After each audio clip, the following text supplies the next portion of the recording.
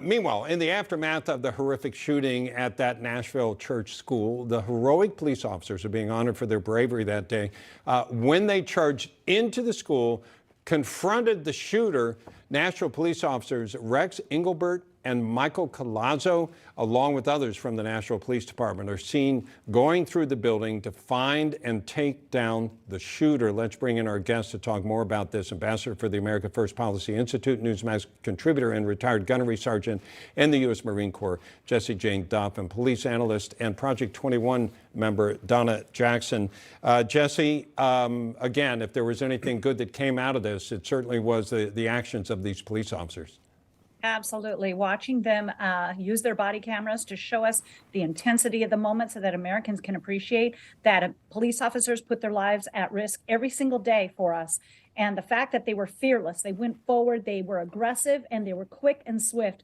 I mean, there was no greater measure for the lives that they saved by the swiftness of this operation, the preciseness of it, that they had the accuracy and they were capability of knowing how to sweep a room. There's far more involved with this type of training than many people realize. Marines and law enforcement often have to learn this when evacuating buildings, making sure that you don't hit innocent civilians. There's often so many factors that go involved that you have to be able to identify your target and know what's beyond your target. They could have easily shot the wrong person, but with that said, they didn't, and thank God they were there in 14 minutes. It would have been much better if they were there probably in 30 seconds from the time this happened, had they been stationed at that school, but that's another topic. Yeah, that would be another topic, but Donna, there's no question that these officers saved lives.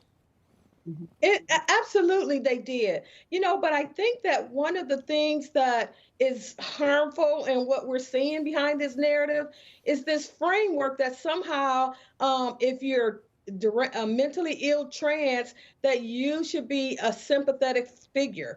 You know, they have this where you're marginalized, and so it's about gun control. When it's a white male, if it's straight white male, then it's about angry white violent individuals. But when it's a marginalized person, somehow we're shifting towards gun control.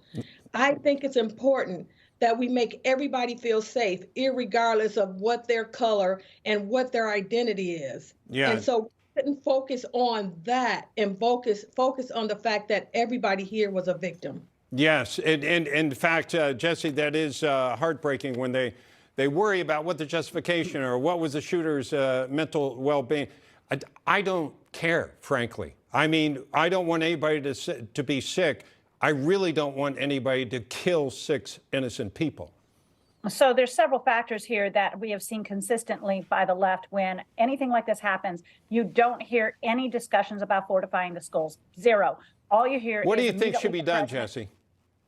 Fortification of these schools. You should have in armed what personnel. way? I mean, obviously, if you're talking about bulletproof, you should have armed personnel at school. Fair There enough. is nothing wrong with a concealed carry license.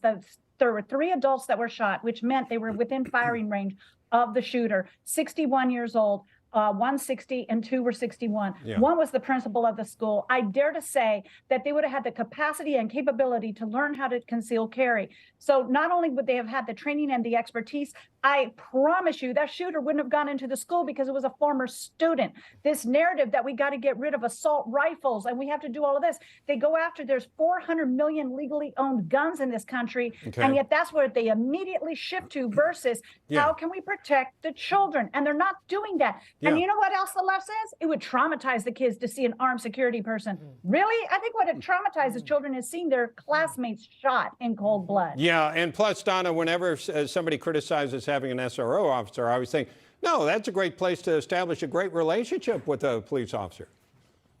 Absolutely, and we vilify police officers in this country to the point that people don't even want to be a police officer.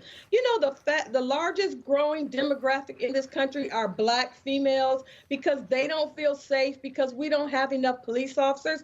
So now they're getting guns to protect themselves.